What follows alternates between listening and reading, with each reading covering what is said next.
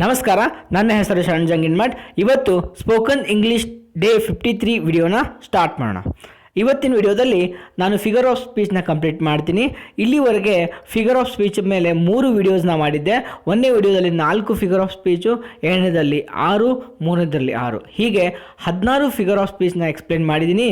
ಇವತ್ತಿನ ವಿಡಿಯೋದಲ್ಲಿ ಇನ್ನೂ 5 ಫಿಗರ್ ಆಫ್ ಸ್ಪೀಚ್ ಎಕ್ಸ್ಪ್ಲೇನ್ ಮಾಡಿಬಿಟ್ಟು ಇಲ್ಲಿಗೆ ಈ ಫಿಗರ್ ಆಫ್ ಸ್ಪೀಚ್ನ ಕಂಪ್ಲೀಟ್ ಮಾಡ್ತೀನಿ. ಓಕೆ, ಈಗ ಮೊದಲೇ ಫಿಗರ್ ಆಫ್ ಸ್ಪೀಚ್ ನೋಡೋಣ. Under statement.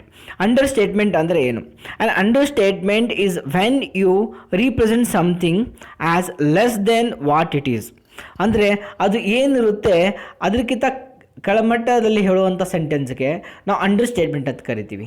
So to represent it is smaller and less important than it is really. ಅದು ಜಾಸ್ತಿ ಇರುತ್ತೆ ಇಂಪಾರ್ಟೆಂಟು, ಅದಕ್ಕೆ ನೀವು ಇಂಪಾರ್ಟೆನ್ಸ್ ಕಡಿಮೆ ಕೊಟ್ಬಿಟ್ಟು ನೀವು ಹೇಳ್ತೀರಾ, ಅದಕ್ಕೆ ಅಂಡರ್ ಸ್ಟೇಟ್ಮೆಂಟ್. ಈಗ ಒಬ್ಬರು ಹೇಳ್ತಾರೆ, ಒಬ್ಬರು ಜಾಸ್ತಿ ಫ್ಯಾನ್ಸ್ ಇದ್ದಾರೆ ಅವರಿಗೆ ತಂದ ತಕ್ಷಣ ಹೌದಾ ಇರ್ಬೋದು ಬಿಡಿ ಅಂತ ಹೇಳ್ತಿರಲ್ಲ, ಆ ಥರ ಹೇಳೋದು ಸ್ಟೇಟ್ಮೆಂಟಿಗೆ ಅಂಡರ್ ಸ್ಟೇಟ್ಮೆಂಟ್ ಅಂತ ಕರಿತೀವಿ. ಓಕೆ, ಎಕ್ಸಾಂಪಲ್ ನೋಡೋಣ ಅಂಡರ್ ಸ್ಟೇಟ್ಮೆಂಟ್ಗೆ. After wrecking your car there is a little scratch. ನೋಡಿ, ರೆಕ್ಕಿಂಗ್ ಯುವರ್ ಕಾರ್ ಅಂದರೆ ನಿಮ್ಮ ಕಾರ್ ಧ್ವಂಸ ಆಗಿಬಿಟ್ಟಿದೆ, ಎಲ್ಲೋ ಭಾಳ ಡ್ಯಾಮೇಜ್ ಆಗಿದೆ. ಅಷ್ಟೆಲ್ಲ ಡ್ಯಾಮೇಜ್ ಆದರೂ ಕೂಡ ನಾ ಏನು ಹೇಳ್ತಾ ಇದ್ದೀನಿ, there is a little scratch, ಸಣ್ಣ ಸ್ಕ್ರ್ಯಾಚ್ ಆಗಿರ್ಬೋದು ಅಂತ ಹೇಳ್ತಾ ಇದ್ದೀನಿ. ನೋಡಿ, ಆ ದೊಡ್ಡ ಆಘಾತ ಆದರೆ ಸಣ್ಣ ಸ್ಕ್ರ್ಯಾಚ್ಗೆ ಹೋಲಿಸ್ತಾ ಇದ್ದೀನಿ, ಅದು ಅಂಡರ್ ಸ್ಟೇಟ್ಮೆಂಟ್ ಅಂತ ಹೇಳ್ಬೋದು. Bill Gates is financially secured. ನೋಡಿ, ಜಗತ್ತಿಗೆ ಅತಿ ದೊಡ್ಡ ಶ್ರೀಮಂತ ಮನುಷ್ಯ ಅಂದರೆ ಬಿಲ್ ಗೇಟ್ಸ್ ಅಂತ ಹೇಳ್ತೀವಿ. ಅವ್ರಿಗೆ ನಾವು ಫೈನಾನ್ಷಿಯಲ್ ಸೆಕ್ಯೂರ್ ಅಂತೀವಿ. ಅಂದರೆ ಆಲ್ರೆಡಿ ಅವನ ಹತ್ರ ಇಷ್ಟು ಹಣ ಇದೆ, ಎಷ್ಟೋ ಜನಗೆ ಅವನು ಹಣ ಕೊಡ್ಬೋದು, ಅಷ್ಟು ಹಣ ಅವ್ರ ಹತ್ರ ಇದೆ, ಆ್ಯಂಡ್ ಅವರಿಗೆ ನಾನು ಫೈನಾನ್ಷಿಯಲ್ ಸೆಕ್ಯೂರ್ ಅಂತ ಇದ್ದೀನಿ. ಸೊ ಅಂಡರ್ ಸ್ಟೇಟ್ಮೆಂಟ್, ಇಂಥ ಸ್ಟೇಟ್ಮೆಂಟ್ ಹೇಳೋದಕ್ಕೆ ಅಂಡರ್ ಸ್ಟೇಟ್ಮೆಂಟ್ ಅಂತ ಹೇಳ್ತೀವಿ. Okay, when you have lost thousands of rupee in market, I lost a couple of rupee. ನೋಡಿ, ಸಾವಿರಾರು ಗಟ್ಟಲೆ ಹಣ ನಾನು ಮಾರ್ಕೆಟಲ್ಲಿ ಕಳ್ಕೊಂಡು ಬಂದ ತಕ್ಷಣ ಏನಾಯಿತು ಅಂದರೆ ಸ್ವಲ್ಪ ಹಣ ಕಳೀತಪ್ಪ ಅಂತ ಹೇಳ್ತೀವಿ. ನೋಡಿ, ಸಾವಿರಾರು ಹಣ ಕಳೀತಿದೆ, ನಾನು ಸ್ವಲ್ಪ ಹಣ ಕಳೀತು ಅಂತ ಹೇಳ್ತಾ ಇದ್ದೀನಿ. ಆ ಥರ ಹೇಳೋದಕ್ಕೆ ನಾವು ಅಂಡರ್ ಸ್ಟೇಟ್ಮೆಂಟ್ ಅಂತ ಹೇಳ್ತೀವಿ. Okay, that is a example of under statement. Same example repeat ಆಗಿದೆ. ಸೊ ಯಾವುದೇ ಅಂಡರ್ ಸ್ಟೇಟ್ಮೆಂಟ್ ಅಂದರೆ ಇಷ್ಟೊತ್ತು ನೆನಪಿಟ್ಕೊಂಬಿಡಿ, ಆ ದೊಡ್ಡ ಇಂಪಾರ್ಟೆಂಟ್ ಇರುವಂಥದ್ದು ಸ್ಟೇಟ್ಮೆಂಟ್ನ ನೀವು ಕಡಿಮೆ ಇಂಪಾರ್ಟೆನ್ಸ್ ತೋರಿಸ್ಬಿಟ್ಟು ಅದಕ್ಕೆ ಸಾಧಾರಣ ವಾಕ್ಯದಲ್ಲಿ ಹೇಳ್ತಿರಲ್ಲ, ಅದಕ್ಕೆ ಎಷ್ಟು ಇಂಪಾರ್ಟೆನ್ಸ್ ತೋರಿಸ್ಲಾರ್ದೆ ನೀವು ಸ್ಟೇಟ್ಮೆಂಟ್ ಮಾಡ್ತಿರಲ್ಲ, ಅಂಥ ಸ್ಟೇಟ್ಮೆಂಟ್ಗೆ ನಾವು ಅಂಡರ್ ಸ್ಟೇಟ್ಮೆಂಟ್ ಅಂತ ಕರಿತೀವಿ. And it is also figure of speech. Okay, next figure of speech ನೋಡೋಣ. ಅಪಿಸ್ಟ್ರಾಫಿ. ಅಪಿಸ್ಟ್ರಾಫಿ ಏನು ಹೇಳುತ್ತೆ? Epistrophe is the repetition of words at the end of clause or a sentence. ನೋಡಿ, clause ಮತ್ತು ಸೆಂಟೆನ್ಸಲ್ಲಿ ಆ word repeat ಆಗ್ತಾ ಇರುತ್ತಂತೆ. ಆ ವರ್ಡ್ ರಿಪೀಟ್ ಆದರೆ ಎಂಡಲ್ಲಿ ಅದಕ್ಕೆ ಎಪಿಸ್ಟ್ರಾಫಿ ಅಂತ ಕರಿಬೇಕು. The when word is repeated at the end of clause or a sentence, it brings attention to the word as the importance in the text. ಆ ವರ್ಡ್ಗೆ ಅಟೆನ್ಷನ್ ಹೋಗುತ್ತೆ, ಅದಕ್ಕೆ ಇಂಪಾರ್ಟೆನ್ಸ್ ಹೋಗುತ್ತೆ. ಆ ಥರ ವರ್ಡ್ ಸೆಂಟೆನ್ಸಲ್ಲಿ ಕ್ಲಾಸಲ್ಲಿ ರಿಪೀಟ್ ಆಗ್ತಾ ಹೋದ್ರಲ್ಲಿ, ಎಂಡ್ ಆಫ್ ಕ್ಲಾಸಲ್ಲಿ ರಿಪೀಟ್ ಆಗ್ತಾ ಹೋದರೆ ಅದಕ್ಕೆ ನಾವು ಎಪಿಸ್ಟ್ರಾಫಿ ಅಂತ ಕರಿಬೇಕು. ಎಕ್ಸಾಂಪಲ್ ನೋಡಿ, when I was a child I talked like a child, I thought like a child, I reason like a child. So whole ಸೆಂಟೆನ್ಸಲ್ಲಿ ಅ ಚೈಲ್ಡ್ ಏನಿದೆ ರಿಪೀಟ್ ಆಗ್ತಾ ಇದೆ ಎವ್ರಿ ಕ್ಲಾಸಲ್ಲಿ, ಅದು ಎಲ್ಲಿ ಆಟ್ ದಿ ಎಂಡ್ ರಿಪೀಟ್ ಆಗ್ತಾ ಇದೆ. And this is an example of epistrophe. Second example ನೋಡೋಣ. Democracy is the government of the people, by the people and for the people. ನೋಡಿ, ಜನರಿಗೋಸ್ಕರ ಜನರಿಂದ ಮಾಡಲ್ಪಟ್ಟಂಥ ಸರ್ಕಾರವೇ ನಾವು ಏನಂತೇವೆ, ಡೆಮೋಕ್ರಾಸಿ ಅಂತ ಕರಿತೀವಿ. ಓಕೆ, ಸೊ ಅಲ್ಲಿ ಏನಿದೆ ನೋಡಿ, ಪ್ರಜಾಪ್ರಭುತ್ವ, right? Okay, of the people, the people. ನೋಡಿ, ದ ಪೀಪಲ್ ರಿಪೀಟ್ ಆಗ್ತಾ ಇದೆ ಅಲ್ಲ, and this is an example of epistrophe. And next, I want the best and we need the best and we deserve the best. Okay, the best word ಏನಿದೆ ಅಲ್ಲ, ಅದು continue repeat ಆಗ್ತಾ ಇದೆ every ಕ್ಲಾಸಲ್ಲಿ, ಇದಕ್ಕೆ ನಾವು ಎಪಿಸ್ಟ್ರಾಫಿ ಅಂತ ಕರಿಬೇಕು. ಎಪಿಸ್ಟ್ರಾಫಿ ಭಾಳ ಸಿಂಪಲ್ ಫಿಗರ್ ಆಫ್ ಸ್ಪೀಚ್ ಇದೆ. ಸೆಂಟೆನ್ಸಲ್ಲಿ ಎವ್ರಿ ಕ್ಲಾಸ್ ಎಂಡಲ್ಲಿ ದ ಸೇಮ್ ವರ್ಡ್ ರಿಪೀಟ್ ಆಗ್ತಾ ಇದ್ದರೆ ಅದನ್ನು ತಿಳ್ಕೊಂಬಿಡಿ, ಅದು ಯಾವ ಫಿಗರ್ ಆಫ್ ಸ್ಪೀಚ್ ಅಂದರೆ ಎಪಿಸ್ಟ್ರಾಫಿ ಅಂತ ಹೇಳಬೇಕು. ಓಕೆ, ನೆಕ್ಸ್ಟ್ ನೋಡೋಣ. ಅನಾಫೋರಾ. ಅನಾಫೋರಾ ಏನು ಹೇಳುತ್ತೆ? Anaphora is a figure of speech in which words repeat at the beginning of the successive clause, phrases and the sentences. ಆಗ್ತಾನೆ ನಾವು ಡಿಸ್ಕಸ್ ಮಾಡಿದೆ ಎಫಿಸ್ಟ್ರಫಿ ಏನು ಹೇಳುತ್ತೆ? End of the clause. But anaphora ಏನು ಹೇಳುತ್ತೆ? Beginning of the clause. ನೋಡಿ, ಭಾಳ simple difference ಇದೆ. ಕ್ಲಾಸ್ದು ಎಂಡಲ್ಲಿ ಬಂದರೆ ಎಫಿಸ್ಟ್ರಫಿ ಅಂತ ತಿಳ್ಕೊಳ್ಳಿ, ಕ್ಲಾಸ್ದು ಬಿಗಿನಿಂಗಲ್ಲಿ ಬಂದರೆ ಅನಾಫೋರಾ ಅಂತ ತಿಳ್ಕೊಳ್ಳಿ.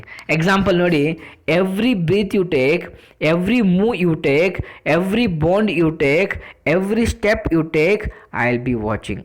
ಇಲ್ಲಿ ಎವ್ರಿ ಅನ್ನೋ ಶಬ್ದ ಕಂಟಿನ್ಯೂ ರಿಪೀಟ್ ಆಗ್ತದೆ ನೋಡಿ. ಎವ್ರಿ ಅನ್ನೋ ಶಬ್ದ ಕಂಟಿನ್ಯೂ, ಅದು ಎಲ್ಲಿ ರಿಪೀಟ್ ಆಗ್ತದೆ? ಬಿಗಿನಿಂಗ್ ಆಫ್ ದಿ ಕ್ಲಾಸಲ್ಲಿ ರಿಪೀಟ್ ಆಗ್ತಾ ಇದೆ.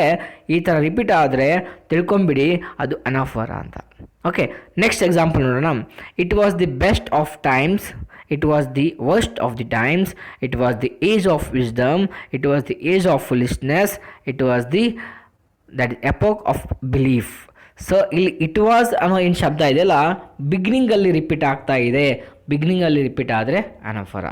ಎರಡೂ ಇಲ್ಲೇ ಇದೆ ನೋಡಿ ನಿಮ್ಮ ಹತ್ರನೇ, epistrophe, anaphora. Epistrophe end of the clause, anaphora beginning of the clause. ಏನು? ಸೇಮ್ ವರ್ಡ್ ರಿಪೀಟ್ ಆದರೆ ಮಾತ್ರ ನೀವು ಹೇಳಬೇಕು ಬಿಗಿನಿಂಗ್ ಆದರೆ ಅನಾಫೋರಾ, ಎಂಡಲ್ಲಾದರೆ ಎಫಿಸ್ಟ್ರಫಿ. ಓಕೆ, ಇನ್ನೂ ಎರಡು ಫಿಗರ್ ಆಫ್ ಸ್ಪೀಚ್ ಬಗ್ಗೆ ಎಕ್ಸ್ಪ್ಲೇನ್ ಮಾಡೋದಿದೆ. ಎರಡು ಒಂದಕ್ಕೊಂದು ಸಂಬಂಧಪಡುತ್ತೆ.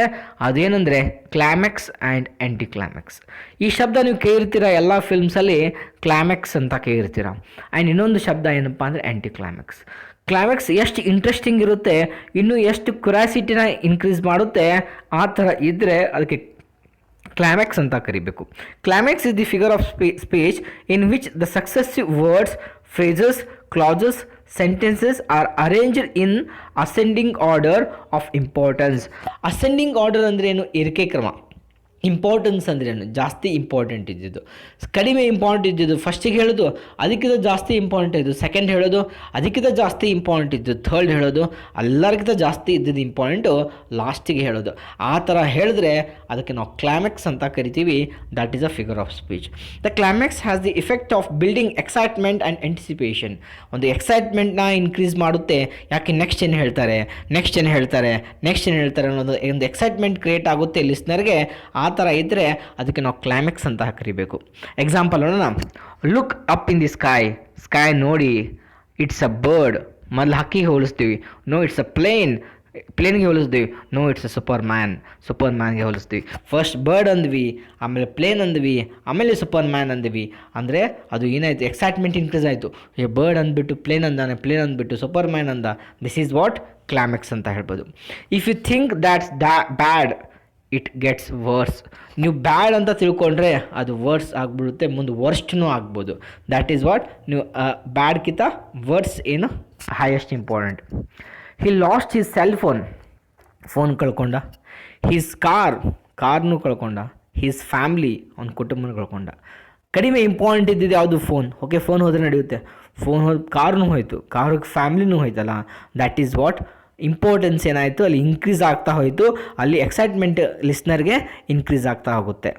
ನೆಕ್ಸ್ಟ್ ನೋಡಿ example. Life, liberty and the pursuit of happiness. ಮೊದಲೇ ಜೀವನ ಬಗ್ಗೆ ಯೋಚನೆ ಮಾಡ್ದ, ಲಿಬರ್ಟಿ ಫ್ರೀಡಮ್ ಬಗ್ಗೆ ಯೋಚನೆ ಮಾಡ್ದ.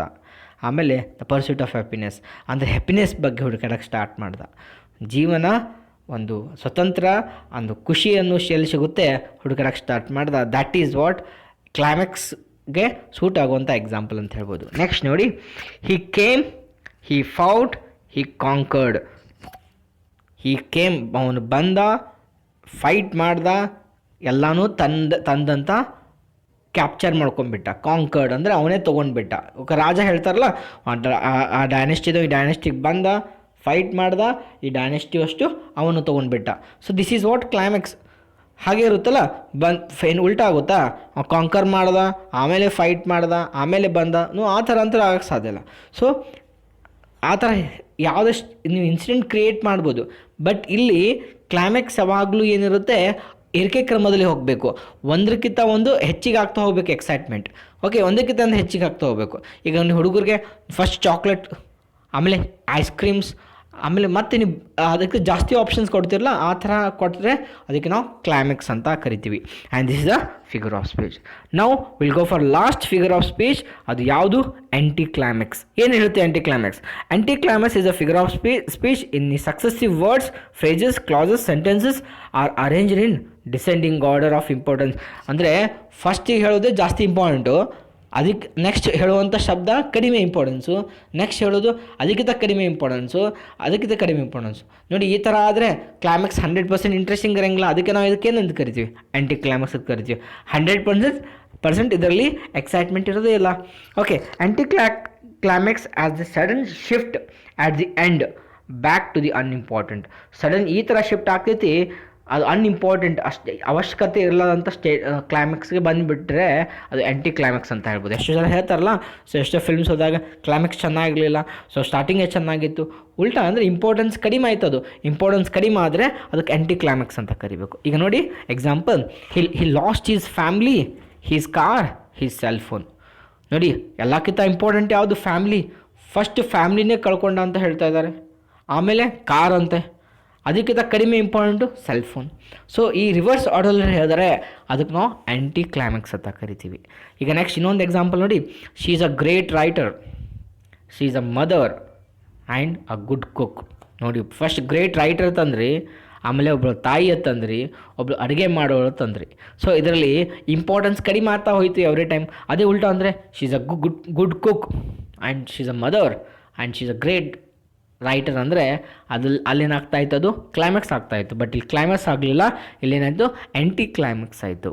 This is called anti climax and this is a end of figure of speech concept. ಇಲ್ಲಿಗೆ figure of speech concept complete ಆಯಿತು. ಇವತ್ತಿನ ಆ್ಯಕ್ಟಿವಿಟಿ ನಿಮಗೆ ಸೇಮ್ ಆ್ಯಕ್ಟಿವಿಟಿ ಕೊಟ್ಟಿದ್ದೀನಿ. ಏನಪ್ಪ ಅಂದರೆ ಅಟ್ಲೀಸ್ಟ್ 2 ಸೆಂಟೆನ್ಸಸ್ ಮಾಡಬೇಕು ನೀವು. ಎದ್ರ ಮೇಲೆ? ಅಂಡರ್ ಸ್ಟೇಟ್ಮೆಂಟ್ ಮೇಲೆ, ಎಫಿಸ್ಟ್ರಾಫಿ ಮೇಲೆ, ಅನಾಫರ ಮೇಲೆ, ಕ್ಲೈಮ್ಯಾಕ್ಸ್ ಆ್ಯಂಡ್ ಆ್ಯಂಟಿ ಕ್ಲೈಮ್ಯಾಕ್ಸ್ ಮೇಲೆ. ಇಲ್ಲಿಗೆ ಇದು ವಿಡಿಯೋ ಕಂಪ್ಲೀಟ್ ಆಗುತ್ತೆ.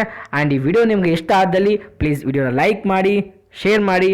ಯಾರು ಇನ್ನೂವರೆಗೆ ಸಬ್ಸ್ಕ್ರೈಬ್ ಮಾಡಿಲ್ಲ, ಸಬ್ಸ್ಕ್ರೈಬ್ ಮಾಡಿ. Thank you for this video.